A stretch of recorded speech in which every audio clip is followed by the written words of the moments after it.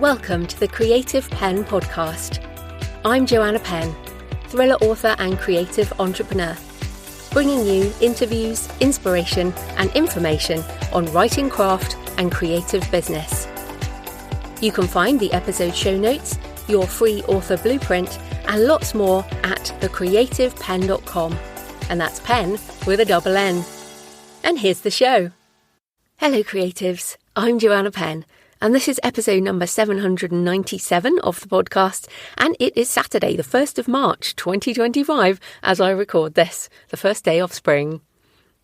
In today's show, I'm talking about writing, action-adventure and travelling for book research with Luke Richardson. We cover author branding, tropes, why we both love a prologue, writing characters different to you, why we love travelling for research, publishing in Kindle Unlimited, book marketing, writing author's notes, and more.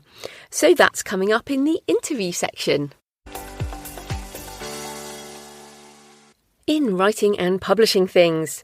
So first up, Pro Writing Aid has launched their manuscript analysis tool. So I've tested this and it is super useful. It's basically a developmental editing report. At the moment it is fiction, but they have mentioned maybe there'll be a non-fiction later. For the first time, you can get an analysis of the whole book. It dives deep into your story structure, plot, pacing, characterization and more, giving you clear, prioritized insights to strengthen your novel. So I did a demo of this with Chris from Pro Writing Aid with my Patreon last month, and everyone was really keen to try it. So I'm really glad it's out now. And in my mind, it is a cost-effective way to get a developmental edit on your novel so you can improve things before sending to a human editor.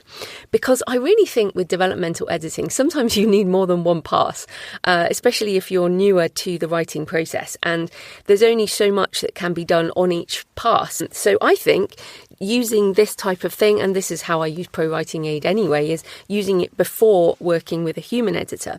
Our books are for humans, so I think having a human in the loop is really important. And I work with Kristen, my editor, but I think this manuscript analysis can help you make your book a lot better so the human can then focus on the more important aspects. So that is Pro Writing Aid's new manuscript analysis tool. On the Indie Author podcast this week, or last week, lawyer Catherine Goldman, who's been on the show several times, talks about navigating legal risk in memoir.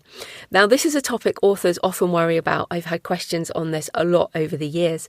Basically, if you write about real people and real places, will you get sued? So Matty and Catherine talk about the delicate balance that memoir writers must strike to avoid defamation, invasion of privacy, and infliction of emotional distress. They talk about the legal definitions and elements of these terms and offer advice on minimising risk, emphasising the importance of factual accuracy and distinguishing between statements of fact and opinion. They also go into the complexities of protecting yourself when writing about identifiable real-life figures and the considerations authors must take into account when deciding whether to fictionalise elements of their stories, plus the implications of using real places and the the ever-fun thing of song lyrics in memoirs. Basically, don't use them.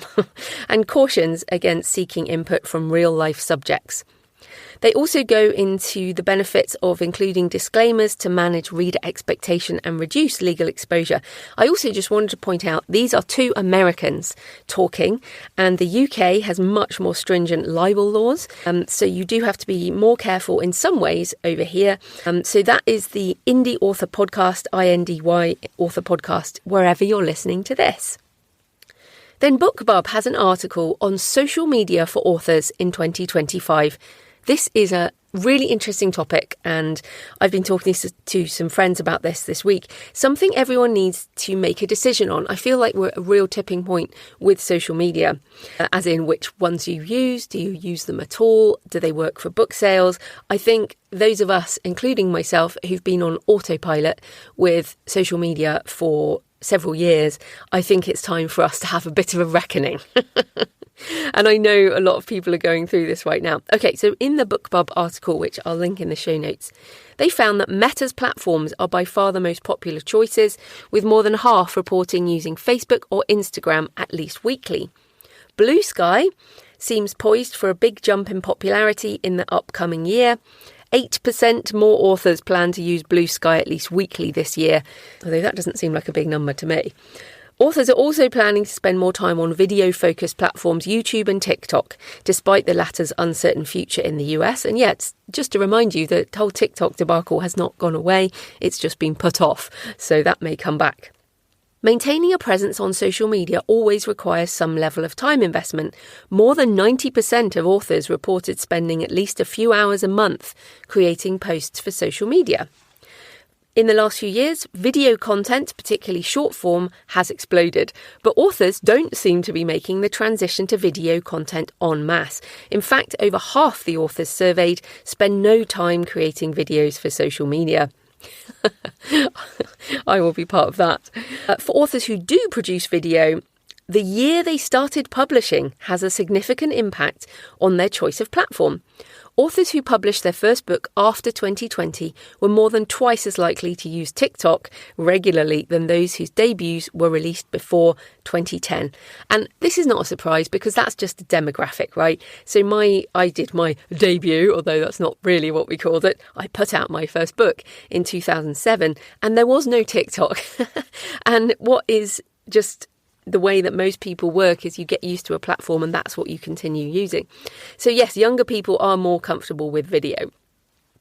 The most common reasons authors cite for using social media is to connect with readers, either finding new ones or nurturing the relationships they have with fans. Authors noted they often use social media to announce and promote new releases, share writing updates, promote discounts and interact directly. They also found a benefit in using social media to learn more about their niche in the publishing industry. But, and this is why I think it's time for a reckoning, visibility and discoverability are challenges across the publishing industry, and social media is no exception. Many authors cited obscure algorithms and shifting policies as sources of frustration, noting that it can often feel as if they're shouting into a void and unsure if anyone, even their followers, will hear them. So yeah, I wanted to go into this in more detail because things are so different. So I first got on Twitter as it was back then in 2008 and also onto Facebook, also onto YouTube. I was in the sort of final days of MySpace. That was, bigger back then. There was even like Friendster and Google Plus. Some of you might remember Google Plus. We really thought that was going to be something and it really wasn't. But yes, with the political shifts and changes in technology, AI, etc., it's a good time to take a step back and consider what you are doing with social media. Is it working for you, whatever that means to you, and what changes you want to make? So, for example, I know people who've left the big platforms over political things, only to find that Blue Sky or Threads don't serve the same purpose. You can't just port over to a new platform and expect that things will be the same. Some have given up on social media pretty much altogether. I know other people who are playing the game of social incredibly well and are laser focused on it to sell books and are just doing content for sales reasons. And this is so interesting because as I grew up in social in the early days and also blogging and all that, it was always about generosity in content, the 80-20 rule in that 80% of your content should not be salesy. And then maybe sometimes you could say, hey, buy my book. But that has changed with like TikTok particularly, I think is it's like a sales platform. It's like TV shopping channel where people expect the content to be sales focused. So I was reflecting on my usage, and my Instagram and my Facebook I consider to be evidence of being human. I post pictures on Instagram and they go automatically to Facebook. There is this thing called the social graph. It's not like an actual thing, but it's sort of an idea. And I think this will be used more in the future, where human connections and evidence of being human are important. So my pictures of my travels or my cats or random thoughts on X can be used to prove that, yes, I am real and I am human. And I think, especially in this age of AI, I mean, with AI generated video, with these AI generated tools I've seen, you can upload stuff or just tell it to create all this stuff. And with agents, it will be able to auto post for you and it will be able to auto respond to comments. And my feeling's like, well, I don't want to be part of that. I don't want to just be bots talking to bots kind of thing. So I want to use social as proof of humanity, essentially.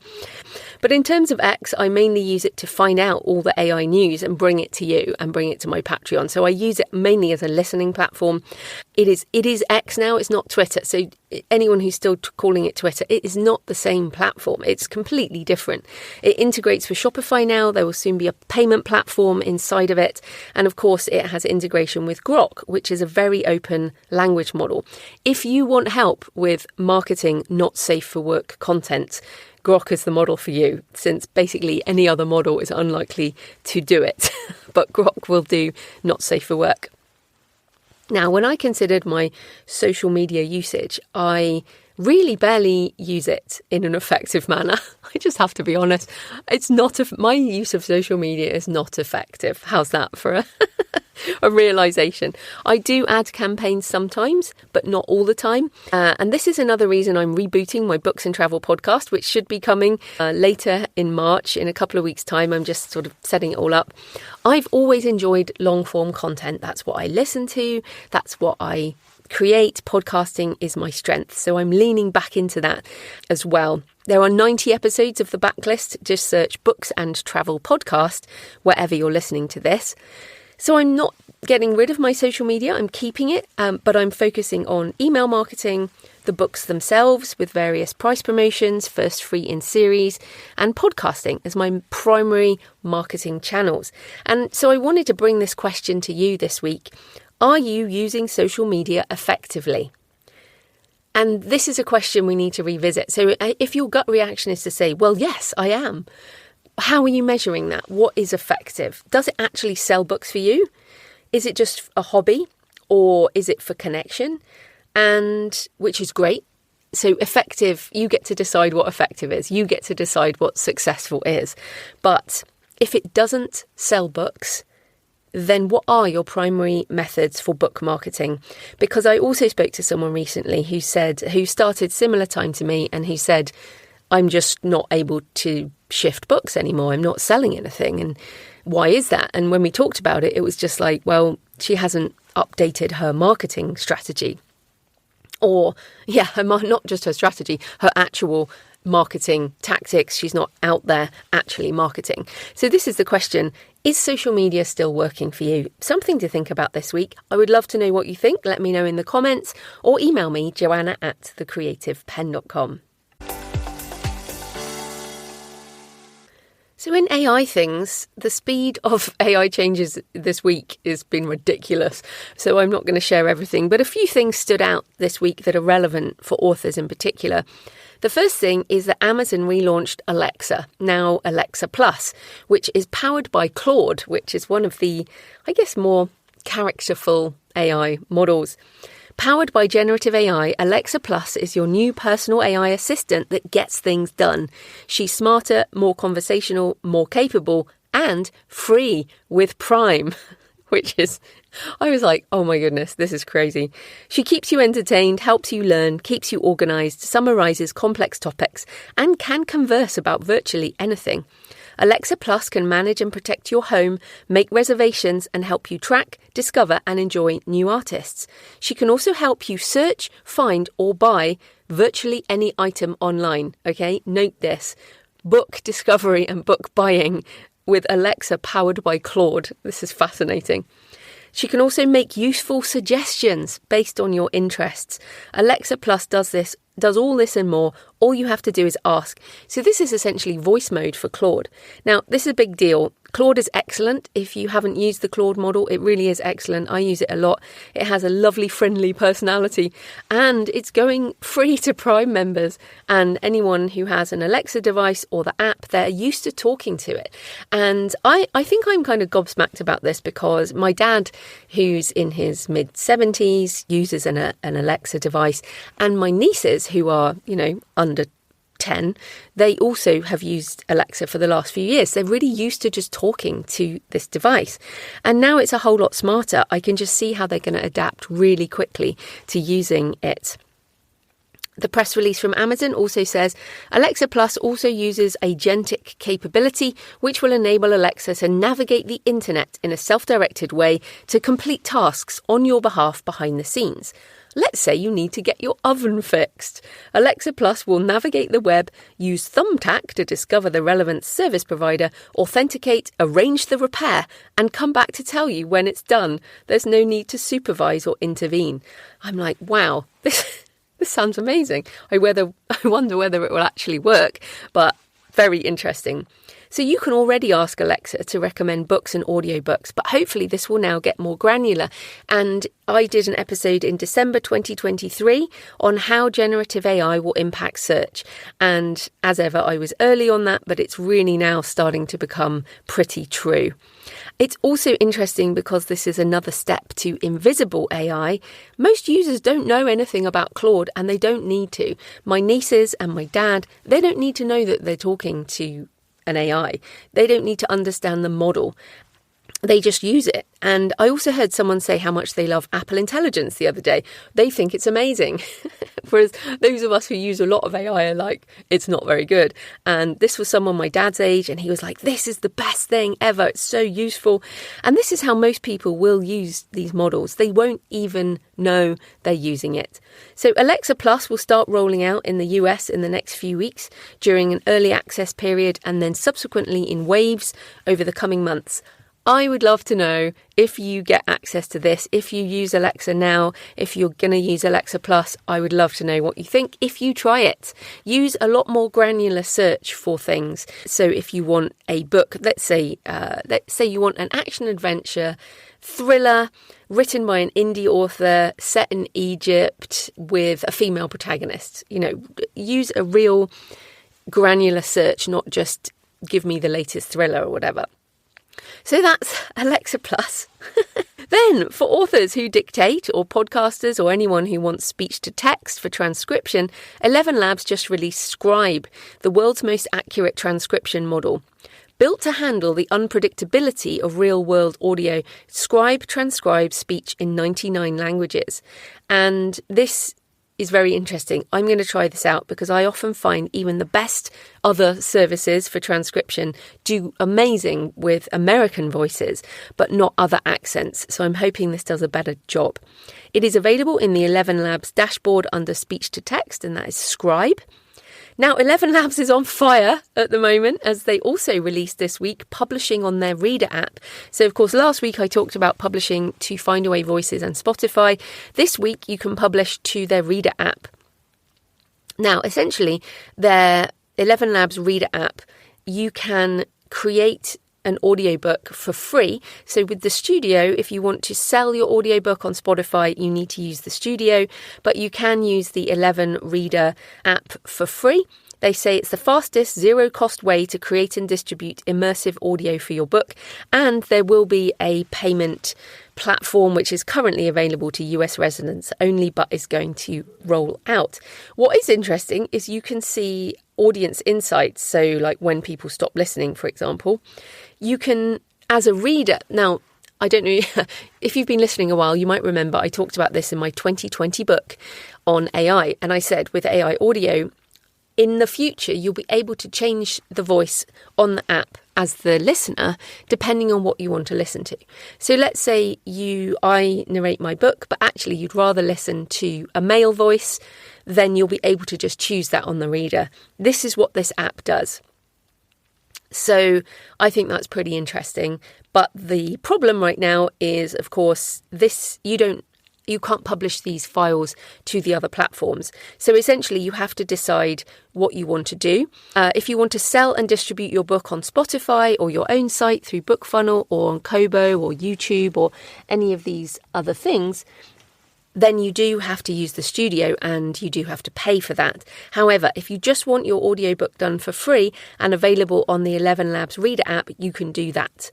So yeah, I think it's really interesting. If you have paid for the studio version, you can also distribute to the Reader app.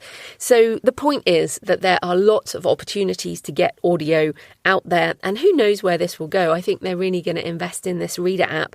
It is another audiobook creation and distribution option. So in personal news, I finished the script of Ragnarok Rising, which is my adaptation and expansion of Day of the Vikings. I am looking to option it. It would definitely fit a Scandi film market, since the extra scenes I've added are in Norway and Iceland, as well as Scotland. And I am actually now considering novelising those extra scenes and expanding the book. The book is a novella and you can get it for free, jfpenn.com/free. It is my free email list reader magnet. But this would turn it into a novel-length book if I decided to then novelise the scenes I've written. I am considering it. It is not a definite. I have too many things going on, as ever. More ideas turn into more ideas. That's just the way it works. But I am just working on the final beta reader edits on Death Valley, my next thriller, and the proofreading, and I'm also prepping for Iceland this week. And more on that once I get back.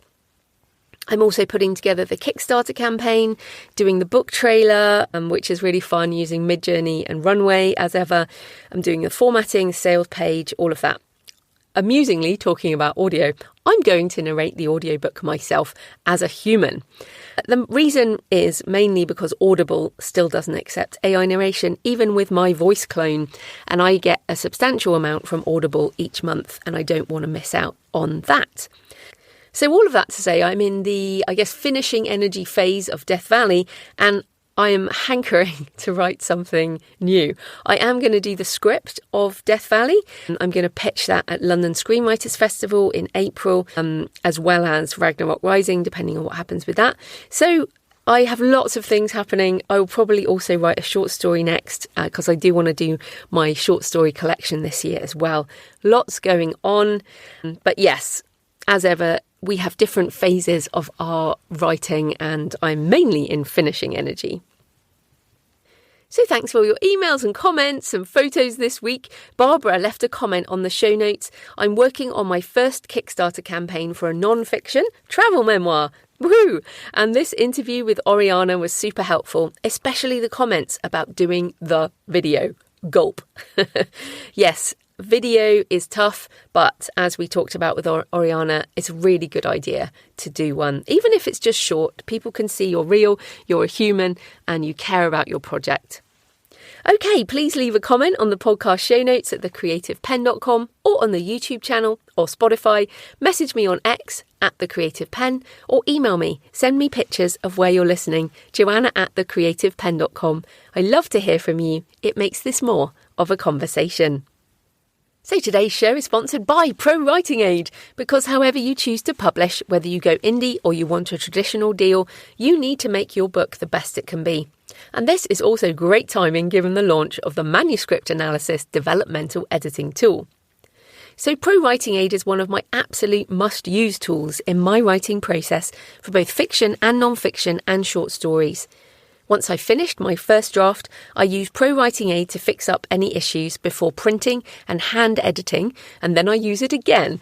So I do at least 2 passes on Pro Writing Aid before sending to Kristen, my editor. And now I'm going to add in a pass through the manuscript analysis too, to improve things as much as possible. I use Pro Writing Aid with Scrivener, but you can use it with other software or just online in your browser. Pro Writing Aid knows all the rules of editing and helps you apply them. And of course, you can choose not to make the changes as you like. It helps with making your writing more active, finding repeated words, finding words and sentences you could improve, adding sensory detail, sentence structure, grammar and punctuation, as well as typos, spacing and more. So why use software to help? Why don't you just learn all the grammar and writing rules and apply them yourself? Well, we all use tools to improve our process, and we are also often blind to our writing issues. It helps to have another pair of eyes, even if the eyes are software. So won't an editor do all this? Well, yes, they can, but I'd rather pay my editor to fix the things the software can't and be the human in the loop, because our readers are human, so it's good to use a human editor as well as Pro Writing Aid. Check out the free edition or get 15% off the premium edition by using my link prowritingaid.com/Joanna, Joanna. That's prowritingaid.com/Joanna. So this type of corporate sponsorship pays for the hosting, transcription and editing, but my time in creating this show is sponsored by my community at patreon.com/thecreativepenn. Thanks to the 7 new patrons who've joined this week, and thanks to everyone who's been supporting for months and years. If you join the community, you get access to all my backlist videos and audio covering topics on writing craft and author business, as well as tutorials and demos on AI tools and my patron-only Q&A solo episodes. The latest just went out last week. It's like a 45-minute extra solo show where I answer questions. And also my live office hours. The next one is coming at the end of March. The Patreon is a monthly subscription, the equivalent of buying me a black coffee a month or a couple of coffees if you're feeling generous. You get access to everything, all the backlist content, Q&As and office hours, which are recorded. So if you get value from the show and you want more, then come on over and join us at patreon.com, patreon.com/The Creative Penn. Right, let's get into the interview.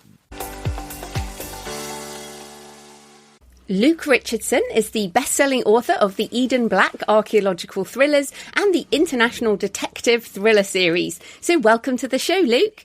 Hi, Jo. Thank you for having me. This is wonderful to be able to talk to you. Oh, no, I'm excited about it. But first up, tell us a bit more about you and how you got into writing and self-publishing. Oh, yeah. It's been one of those sort of roundabout ways that a lot of people talk about. But I often cite, this is something I've written on my profiles and written emails about, I often cite my first arriving in India in 2011 as the reason I wanted to write. And it was just this transformational moment of being totally culture shocked in a completely different place in a way that I couldn't describe and couldn't really explain. We'd come out of the airport, we're into this taxi, going past the slum villages on the edges of this freeway that's sort of 16 lanes wide. There's donkeys and sports cars and tractors and all of this going on. And it was just so overwhelming. And although I didn't write for several years after that, it was that sort of excitement about stuff and the world and discovery and adventure, I think, that sort of lodged in me. And when I started to write, those things started to come out of me. Do you know what I mean? They started to come out in my writing. That's so funny. And we're going to get into travel because you and I are travel geeks. But I also remember arriving in India, it would have been about 5 years before that, in the middle of the night, an airport it wasn't Delhi, but it was one of the bigger cities. And it was like crazy. So that culture shock is really interesting. But then how did you then get into indie publishing as opposed to maybe going traditional? Yeah, so I was an English teacher in a high school for several years, under the illusions that it would be a creative thing to do, because I've always been very creative, always loved that. And for the first couple of years, it actually was quite creative. And then I think as I'd done the same classes 4 or 5 or 6 times over and over again, it became less so. And then I started writing. I came up with this idea for a book, and I was like, great, someone it was actually set in Kathmandu, and it's the first book in my international detective series. Someone who's like me in 2011, in the back of that taxi, totally overwhelmed, tasked with finding a missing person in this city that they've never been to. They don't speak the language, they don't know the culture, and they've got to go and find this person. And I came up with that idea based on my travels, based on the things that I'd done. And it was really just a creative outlet. It was a passion. It was something I wanted to do outside of work. And then I finished the book, and I did that thing which we've all done, I think, and you fold your arms and you go, half of you's really impressed that you finished this thing. And the other half's like, what do I do now? What do I do with it? You know, I gave my mum a copy and a couple of other friends. And then I went down the rabbit hole of learning about publishing and how to get out in the world, and your podcast and other podcasts and online courses and YouTube videos and all this sort of thing. And I never tried the traditional route. I was far too impetuous, wanted to get on with the next book. So I learned about indie publishing and published it in 2019 it was. So okay. 6 years. And almost. are you still a teacher? No, I left just before the pandemic. So I quit then. Needed a change, and which was great actually, because it meant I had the whole time of those few years to really focus on my writing. And then sort of it built up slowly, as these things do. So the first year was quite tough. I had to do some freelance work on the side and do some other writing, sort of freelance writing and things. And then when was it? I think it was 2 years ago that it became the job, and now we've surpassed the teaching. The teaching it's become more successful than the teaching was, so I'm really excited about that. I think this is a really good point. So you left your job in 2019, and it was 2024 when your income surpassed your old Yeah, job? income from books. I mean, we did the classic sort of, we couldn't travel anyway because travel was off the table at that time. It was a good time to not spend much money anyway. And so sort of lived quite a frugal life whilst I was doing that, and did some freelance work on the side, and really just started again, I suppose you'd say, in a professional capacity, built up the mailing list, built up the socials, learnt about all these things. What I decided, I think, is that I needed to give it a proper chance. I think if I wanted to do it as a hobby, writing in the evenings at the weekends was fine. But if I wanted to do it as a job, and I wanted this to be my life, I needed to give it space, and that was the decision. And I didn't love teaching at that point. I was ready for a change, and so I think that was a good decision. It's worked out well in the end, obviously too. Yeah, and so you mentioned the word job there, and I feel like this is so important, and I've talked about this before. And having a hobby is amazing, and for most people, writing as a hobby is brilliant, and probably what most people should do. But as you mentioned the word job, and that is how we make our living with books or word adjacent things. So what does that job entail for you that perhaps when you wrote that first book, when you were a teacher, you didn't even think about? Because I feel like a lot of people coming in don't understand what the job of an author is, or let alone the job of an indie author. Yeah, that's true. And there's so much to it. There's the production side, which is obviously the writing, the researching, the actual making the book. And I don't just mean research in terms of what's in the book. I mean research of what is the market, what does the market need? Now, I'm not saying you need to write to market necessarily, but you need to, I think, not need, that's the wrong way to say, it's not prescriptive, but it helps if you have an understanding of what the market likes, if that makes sense. Yeah, and so that you don't necessarily have to follow tropes. This is an issue, isn't it, I think, with indie publishing. You can do whatever you want, but with that comes great challenges as well, because whatever you want is massive. No one wants to read a book that's everything. Right. It needs to be something. It needs to stand on, it needs to pin its colours to the mast, some colours to one mast or another. It can't be everything to everyone. So you need to decide at some point where that is, and who your reader is, and what they like, and those sorts of things. And it's easier if you go for, if you're writing in a genre that is popular, that is easy to communicate, that is easy for people to understand. I suppose that helps as well. So yeah, that's production. There's also sort of the business side of it. We're at the end of January now. I've had a really boring week of tax returns and these sorts of things. There's the marketing side of it. There's running the newsletter and the social media and all of this sort of stuff, which you've got to, I think, needs to be done and should be enjoyed if possible. Yeah, and I love that you said earlier that it took almost 5 years, I guess, for the money to get back up to where it was. And it was the same for me. When I left my original consulting job in 2011, I took a massive pay cut, and it took until 2015 before I started making more than I used to make, and have done ever since, by the way. So hopefully that encourages you. Yes. Thank you. Yeah, I hope so. But then I guess we should also say, so between those years, so how many books do you have now, I guess? Like when you talk about the job and the production, like what's your schedule for putting books out? Because you are writing genre fiction, basically. Yeah. I have written around 20 now. A couple are out of print because I've taken them. They didn't really match the brand that I was going for, so I've taken them out for now, and perhaps we'll republish them later. So I've got 6 in my International Detective series, 6 in the Eden Black series, and then there's obviously novellas and other such things. So it's probably less than 20, actually. It's always a hard question, and I wonder if you feel the same, in that you don't know. Yeah. You don't know exactly. Yeah, almost 20, I'll say that. Almost 20, yeah. Well, what's funny, I've got on my wall here 50 books by 50, and as we record this, I'm 50 in 6 weeks. Oh, congratulations. Well, the achievement of living to 50, I guess, is one of them, but I've actually started a blog post. I can't remember when this goes out, but I will be doing a blog post on my 50th birthday, which is calculating how many books I've actually written, including exciting. All the different editions, because you said you've unpublished some of those and may republish them. So my first 3 novels I rewrote.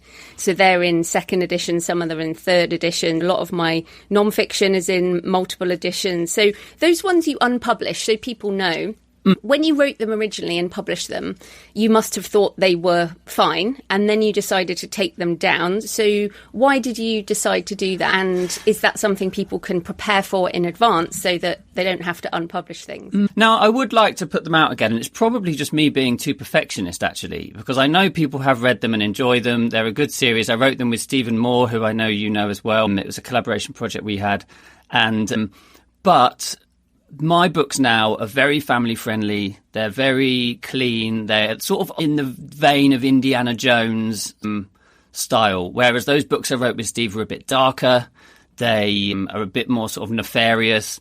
They're sort of the thing that unless I do a rewrite, which I would like to do when time allows, because I think they could be changed to bring them into the same sort of world as the books that I have. What I wouldn't want is this is what I imagine, and people ask me why I write the books in the way that I do. I want someone to have my book and put it on their coffee table proudly with the bookmark in it. And if their 12-year-old daughter or niece comes up and picks it up and flicks through it and takes an interest in it, they are happy for that person to go and read it. Or their grandma comes in and picks it up and flicks through it, they are happy for that person to read it. I don't want them to have any sort of, oh, that's a bit for you, or that's a bit this for you. Do you know what I mean by that? And I felt that those books, because of the way they weren't quite... I wasn't quite happy for them to be in that situation. I didn't want someone to recommend me and then go, oh, yeah, read Luke's books, but don't read those. I do feel like that is very much a personal decision, though, as in, I remember the stuff I was reading at age 12. I mean... I do think that different people like different things, but I get exactly what you mean. So you've decided on family-friendly action adventure, basically. Yeah, that's right. Yeah. No, I love that. Okay, so let's come back to action adventure thrillers then, because you and I both write around. We use the word thriller, I think, quite loosely, and it is a very big genre. But as a subgenre, what are the hallmarks of your books and the genre that you try and write in? And also, how do you vary them in the books in the series? Because I feel like this can be a challenge for people. Yeah, it's a good question, and something I only started to understand when I wrote my second series, which has become much more successful than the first. And I think it's because I took time to understand this, actually. It's what I was saying a minute ago about it can help if you do a bit of research in the market before actually sitting down to write. So there's certain ingredients that my books need. They're all based on an ancient legend. So I've done one set in the pyramids of Giza, one about Atlantis, one about a mummy on the Titanic. Yeah, that's a proper rumour, I'll have you know. Yeah, that's a proper rumour. Whether it had anything to do with the sinking or not, they're not sure. One about the Templars. The one I'm working on at the moment is going to be set in the Sahara, and all to do with a hidden city under the Sahara and this sort of thing. So those sorts of interesting settings, locations. Obviously, there needs to be a race against time before something happens. The classic one is this thing can only happen on the summer solstice or when the planets are aligned. Or, I know this is one of your favourite, because there's a storm. I love a good storm. Or the storm is coming in 6 hours and we need to solve this thing before the storm gets... Right now, writing Death Valley, I am actually editing the big storm scene. Oh, I love it. Yeah, so they're generally set in the present day as well. But the present day can be quite loose because Clive Cussler wrote his in the present day, although that was the 80s. So it can be quite loose as to when the present day is. But they sort of track the events of prehistory. So quite often one of the tropes is you have this prologue that takes place in like 5000 BC, and then what happened there relates to the present day when that relic is uncovered. There are other strands too that are sort of happen sometimes. Romantic element, a relatable villain is another one, which I think is more of a modern trope actually in the thing. And sort of a pinch of, and I like this in my books, a pinch of the supernatural. Think like the Ark of the Covenant in the Raiders of the Lost Ark, the Indiana Jones film. It's just there. We don't know quite what it is or why it had that strange effect on the people at the end, but it did it. And it could be true. There's a tiny element that it could be true that I like to put in mine as well. Yeah, and we overlap in so many ways. I think I definitely have slightly more supernatural than you and more religious elements because I'm obsessed with religion, religious relics and stuff like that. But you and I both kind of cover similar areas. And I mean, this is what's interesting, isn't it, in terms of what you love as a kid and then what you enjoy writing. But I do want to come back on the prologue, especially because you were an English teacher. Now, I love a prologue. I write prologues in my action adventure as well. But a lot of people have issues with prologues. So, you explained a bit what a prologue was there, but what purpose does a prologue serve in a book? And when should people use one? And when is it not a good idea, do you think? It's a bit of the... I had this conversation with a writer who I'm working with at the moment, and they had put it as chapter 1. And I said, this is not chapter 1, this is a prologue, because a prologue is clearly delineated from the book itself in my mind. I'm not asking Google this is just what I think. It's clearly delineated from the book itself. It isn't part of the story, so the story can be read without the prologue should you want to, but it just adds some context. It puts some root in the history of the book that tells you a little bit about where that book is going to go where it's going to go based on sort of what happened before the event, if that makes sense. I think it's like a foreshadowing. So often in my ones, the ancient relic is there or discovered by someone thousands of years earlier and something very bad happens, which then kind of foreshadows the present day, where obviously something very bad is about to happen and then they have to stop it. So it can be foreshadowing. Yeah, and I think it helps the reader know the passage of time as well, because they're clearly not at the same period. That's one thing that I like, that I find useful with it as a writing technique. Yeah, I've definitely written some that are only a couple of weeks earlier, but sometimes 1,000 years ago or whatever. But that's the convention, isn't it? The 1,000 years ago one. Yes.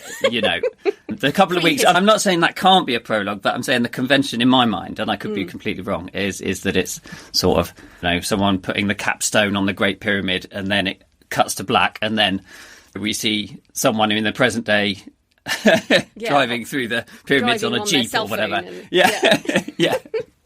No, that's exactly cool. right. I personally do like a prologue. Actually, just coming back to your English teacher side, many authors have to fight the sort of snobbery that some English teachers instilled in them, including myself. And I certainly look back and was told by my English teacher that I couldn't write such thing, that I should write something acceptable for a young woman. And that definitely stopped me writing for a long time. So if people do feel sort of hamstrung by the comments from their English teachers in the past, is there anything that you say to people to help them get over that? It's a hard one, isn't it? And that teacher, certainly in your experience, did the wrong thing, and that's not an encouraging attitude to have, and I wouldn't have had that attitude with one of my students. It's a challenge because, and without getting too political, the school system is very sort of dictating in what you can teach and what you can't teach. I didn't want to teach certain students sort of 19th century literature. That's a very difficult thing to teach to students who would be better off with something more modern, with something more relatable to them. And that's a struggle for all English teachers and a lot of teachers generally, actually. So yeah, I think that gives a perception to young people about what books should be, right? That you're in this place and it is just books that are important and that have sort of stood the test of time. And there's no fun in it, or there's certainly less fun in it, which was one of the reasons I ended up getting fed up of it and moving on at the end. Well, I love that you as an English teacher are writing genre fiction. I think that you must have had to put aside some of that snobbery yourself, I guess.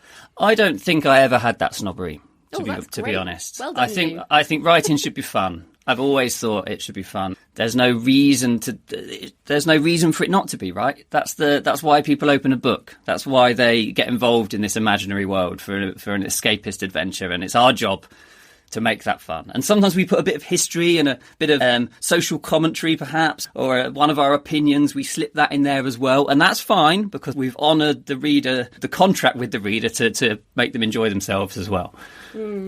Yeah, well, that's great. Then just coming to your books, like one of your best-selling series is this Eden Black Archaeological Thrillers, and Eden Black is a woman female protagonist. And so some people will say, I don't, but some people say you shouldn't write a character that is not like yourself. People have said this to me, writing male characters or people of different persuasions in whichever direction. So how do you deal with this? Like, did it even come up in your mind that you shouldn't write a main character? No, of course it didn't. No, exactly. But what are your tips for authors who might be concerned about this? I know. I had some people comment, I had a comment about this on a Facebook ad saying, who are you to write? And it was actually from a bloke. I was surprised that it was from a man. I don't know why I was surprised it was from a man. It just seemed to. And I replied, he said, who are you to write strong female characters? And I said, I'm married to one. I was brought up by one. I have many friends who are them. And do you think the rest of it is true? Yeah, that's right. That's what I say to people. I'm like, seriously, do you think I'm all my characters, like the villain and the murderer and, whoever? Yeah. Like, it's crazy. So I'm so glad you did that. But so it didn't come up in your mind before you started? No, not at all. Not at all. And I think actually, when we think about it, this is one thing, isn't it? One thing to say is that every character in your book is you. Right? In a weird sort of way. Even the villain, they're all parts of you that you're projecting into the page in some way. Also, you're inventing in some sort of way. So, and actually I feel that we as humans, right, without getting too meta about it, are more similar than we are different, right? Regardless of whatever, race, gender, age, anything. We're more similar than we are different. And we feel the same things. Of course, there are differences, but my books are about things like, we've talked about getting the relic and all of this, but beyond that, they're about fitting in and loss and grief and understanding each other and belief and hope and all these feelings which are quite generic to being human, right? Regardless of whether you're female, male, whatever. And so I believe that by writing them in that way, that it really doesn't make a difference. No, and I love it because when I started writing my Arcane series with Morgan Sierra, I mean, there really weren't many action-adventure books with female main characters, which is why I got excited about the Lara Croft movies and stuff like that, because that was kind of the only option. And now what's great with indie is there's so many. It's brilliant. Yeah. Wasn't there an article saying that they're a dying trend or something recently? Oh, everyone always says it's dying. Everything's always dying, but the thing is, there's always a group of people who still like that, right? Yeah, that's true. Including us. Well, let's also talk about your travels because, and you will be coming on my Booted Books and Travel podcast. And if people want to geek out with us on travel, come on over there. But let's just talk about it as a writer. How do you turn your real life travels into the stories? What are your tips for authors on turning real stuff into story? That's true, isn't it? And generally, the way I do it is go to a place without a preconceived idea. And I just get immersed in the place and I walk around the place and I don't worry about creating content particularly or anything about taking photos or taking notes. I just sort of fall into it. I'm going to let you into the secret behind my book that I haven't written yet, actually. I'll do that because I think this is really exciting. So in the 70s, they created this pattern, right, called quasi-crystalline tessellation. And it was created by scientists in the UK and in America. Now, they realised that this pattern exists in two places in the world. It exists in meteors, the molecular structure of meteors that come from outer space, right? And it exists in the sand upon which a nuclear blast has happened. The heat has been so intense that it has formed the sand into a rock that has this molecular structure. And then they discovered it existed a third place. It's on the walls of 13th century mosques in Morocco and Iran and other countries in the Middle East. And I was walking around Marrakesh where we were travelling about a month ago, and I read that and was like, this is amazing.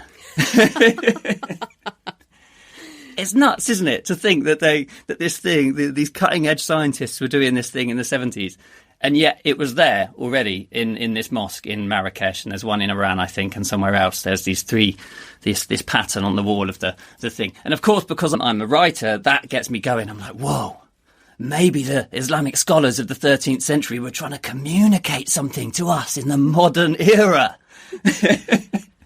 But before you go on, let's stop there, because that exact point, I call this the seed. Because people are always like, where do your ideas come from? You know, people ask that. And I'm like, these seeds are everywhere. You just have to notice them. That's right, yeah. And I feel like you and I, because we travel, that we find our seeds while we are traveling. And you may never have you might have stumbled across that on a YouTube video somehow. But because you were in that place, I think it evoked story in your mind. Yes, exactly right. Exactly right. So how do you then, I know that this is a book you're going to write, but how do you get from there? And people are like, okay, yeah, but that's not a book, is it? Yeah, so now this is the stage I'm at with this book. So I'm just sitting on the idea, really. I'm not putting too much pressure on it. I've got a few ideas now about how it will fit into what will happen. And also fit it into the series as well, because it needs... I know the characters that are coming into this. I obviously don't know the villain and some of the other villains, sort of henchmen that are going to come in, but I know my characters. And yeah, I'm sort of jiggling it together. I want part of it to take place in the United States as well, because my characters haven't been there for a while, for a few books, so that's important. And it's a case of picking it together. But I've got a couple of scenes, and for me, that's how it starts. I write sort of... Stephen King writes about writing... like discovering a dinosaur skeleton, and I love that idea. I've discovered a bit, and I'm now there with my brush, brushing off this part. But I don't know whether it's the face or the back or the leg or the tail, you know. Yeah. I've just got this one bit, and slowly I'll work in one direction, and maybe that will lead me to another part, or I'll go, no, it's not over there, come back and go over the other section. And the story will emerge in that way. So do you write in order or out of order? I've got better at writing in order. But it's still not sort of totally chronologically. I feel like this is also because we use multiple places. Because sometimes you're like, for Spear of Destiny, I'd been in Washington, D.C. like a couple of years before. And I was like, I have to use it because I expensed that trip. And then I was like, I need to put it in a book. How on earth am I going to tie it to Vienna and Nuremberg and all of this? And so but I knew I had those scenes somewhere. I didn't know what was going to happen. And so, but it's almost like when you want to set things different places, like you said, I need some scenes in America. You almost can write different things and then figure out what on earth links them. Yeah. What I tend to do is write the heroes part first and then put the villain in afterwards. I don't know if you do the same, because I think your books are similar, where you have 2 or 3 scenes from the hero and then like a cut scene from the villain where they're scheming in a dark lair somewhere. And or whatever. Doing bad things. Or do it, yeah, whatever. And they sort of offset each other. And so I'll quite often come back and put those in afterwards. Okay, well, that's good. I think it's important for people to know that you don't have to write everything in order and you can just figure it out. But also, some authors are worried about using real places in their books. Where is your line between using real places and then fictionalising things? Oh, it's totally... The place is almost completely real in my books. I tend to be as real as I possibly can. Not down to like the building, though, because I think you'll understand this as well. It winds people up if you say they walked for 5 minutes down the street and then they were outside the coffee shop. I won't say that because someone will email and say there's not a coffee shop on the street of da-da-da-da-da, you know. Yeah, for sure. That closed in 2004. So I don't get that specific. But in terms of the place, and I try to get things specific, like what sort of public transport it is. I wrote a book in Riga, and in Riga they've got these wonderful old school Soviet-esque trams that clang and rumble around the city. So they had to feature in the book there. So if there's sort of what the air's like, is it a sea sort of air? Is it cold? Is it warm? Is it sandy, deserty? What's the sensation you'll get? To set that book apart, I want the reader to know, if they're interested, that I've been there. They see something more than I could have gleaned from a cookie cutter explanation of this is a description of such and such. Exactly right. Yeah, I suppose that's going to become ever more important, isn't it? That we've been to this place, and you write great author's notes as well, and that's something that's really important to me is delving behind the story. Yes, I think that's important because actually I do think ChatGPT and some of these other models can write very good descriptions of places. But the author's note, as you say, and our connection with our readers is when we're kind of, look, here's me in, which is why selfies are important. Here is me with the pyramids of Egypt. Exactly right. Yeah. So this was me. Okay, well, talking of audiences, let's get into the publishing and marketing side. So on publishing, so I'm really interested in this because you are in KU for your ebooks, and this is something I still find difficult after all these years. So why make that decision, and how does that work for you, I guess, and what is your main marketing in KU? Yeah, so why make that decision? It's an 80-20 decision for me. I have got X number of hours a day, not very many, the same as everyone else, I suppose. And I want to do other things too with my time. And actually, the best use of my time is to write the best book possible and let Amazon do what they are really good at, which is distributing the book to people. They do a great job at that. They've proven it for years and years and years with thousands of data sets and all this sort of stuff. I would love to not be exclusive, of course, and that would be fun to go on the other platforms. And yes, it does bother me that my book isn't available in every single country and these sorts of things. But I believe that in terms of getting my book into as many hands as possible, and as such, sustaining this as a career, etc., for now, that's the best way, if that makes sense. And I will tell people that your books have a lot of reviews. And this is something I say to people. If you want a lot of reviews on Amazon, then being in KU is one of the ways to do that. And you will see, I see, obviously, that all the books that are action adventure that are in KU, which is most of them, have a ton of reviews. So there are pros and cons, right? But you do have print books, you have audio, and you do have your own store for these other formats, right? So tell us about that. Yeah, so I sell print books on the store. I don't sell particularly many, and I sell most of them in the UK, I think, just because when people outside of the UK see the printing, it's the printing, like the delivery cost, it puts them off. But I like the idea of having a store more than actually make any money from it or make anything from it at the moment. I don't feel like I've completely cracked it yet, actually. That's probably the reason. And there are frustrations from it, which I'm sure you have as well. Customer service is one, that people, how do I get my book? Why haven't I got this? Sales duty is another. My friend bought a book in Spain. Oh, and Europe is the worst. This book, it's cost him €70 in total, including the duty. He says he hope it's a really good one. I said, yeah, well. It's a good Sorry, mate. Friend. You bought it now. You know. It is, and that's actually something for people to keep in mind. Like, there are some countries where duty, like, for example, I had someone in Canada and there was a problem with something and their duty they paid was ridiculous. So in the end, I paid that back from them and then did. But exactly what you said is there are problems and, well, let's say challenges with it. But clearly you wanted to do something. And is it that you're not doing any marketing to your store, which means it's not getting much traction? I'm not doing any paid marketing to my store. I do paid marketing to the First in series on Amazon, and I try and keep that as simple as possible so that I can see what the return on investment is very clearly. But I still sell a fair number of audiobooks. I sell the other series, which I do know the International Detective series has no direct marketing to it. I sell quite a lot through Ingram Spark as well. And that is probably, I can only think that is because people see the advert on Facebook. They don't want to shop on Amazon, so they take it into Waterstones or they look on Barnes & Noble or whatever and they buy it there, which is great, which is a good way to do it, really. But with regard to the store, I'm sort of looking at the moment at people outside the author space and trying stuff. Yeah. I want to see what YouTubers, podcasters, influencers are selling on their stores. And I'm thinking not books, if that makes sense, like bespoke, unique experiences, stuff, things. I don't know. A few ideas, nothing yet. I'm going to test a few things this year and see what comes out, really. I think that's great. I also have had this on my list for a while, which is instead of trying to sell books, because the crazy thing is, Peter and I just bought a necklace. They got me on Instagram. It's a really nice necklace. And I'm like, and it wasn't expensive, but it was still more than the price of a book, right?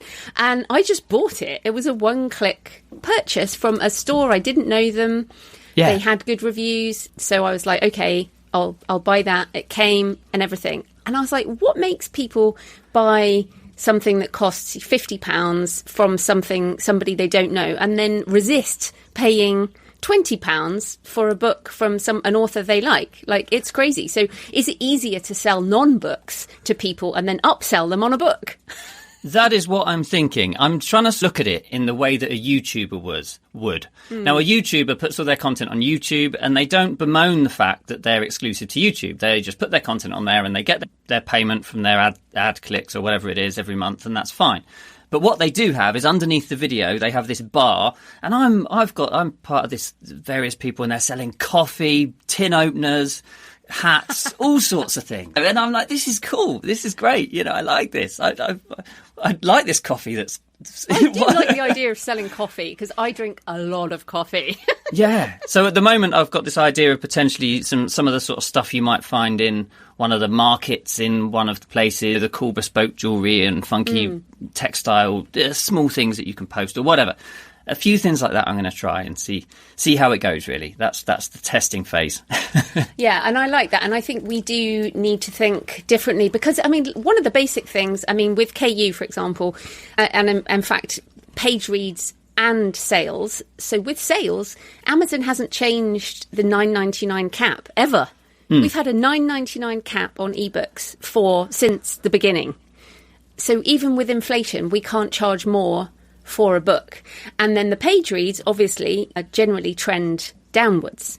And then you think, well, look, with inflation, just the cost of living, we should be able to put prices up. But because of all the reasons, books remain the price they are. So therefore, as you're looking at, it is about, well, what else can we offer people that's interesting where the price isn't so fixed, I guess. Yeah, that's exactly right. And you might only get 0.1% of people want that thing, and that's fine. That's great, because they're the person who's really interested in whatever that thing happens to be. It could be, I don't know, an event, an online event or something. There's a few ideas. I haven't pinned them down yet, but we'll see where we get. No, me too. So many ideas. I get that. Well, talking about marketing as well, so obviously, as I mentioned, you're coming on my Books and Travel podcast, yes. But you also have a new podcast. So tell us about that, why you started it and what you're hoping to achieve. Yes, called the Adventure Story Podcast. And it's basically, if you like that idea that I told you about the crystalline tiles in Morocco and how they preempted the breaking of the atom or whatever you think it might be, the splitting of the atom, then this is the podcast that you'll like. It's all about the stories behind my stories. So episodes in Series 1, which will start in March, are on things like, and this is a true story, Joe, the cursed Egyptian ghost on the London Underground. That's one. Awesome.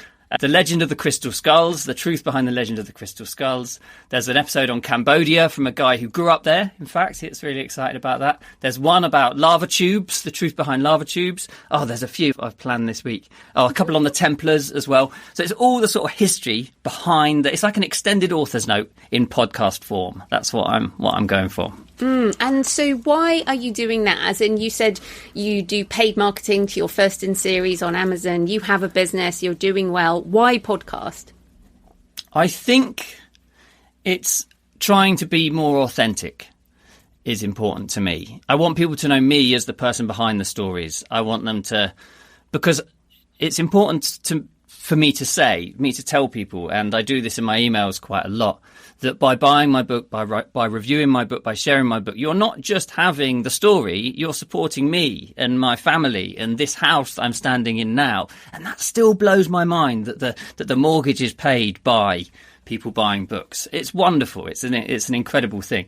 And I want the people who read my books to be able to see that and see that the real human me behind the story and share on the adventures. Because this podcast will share some of the travels my wife and I go on. We'll share some of the adventures we've had. We'll share the inspirations behind the books, and we'll have other authors on as well to talk about the inspirations behind their books too.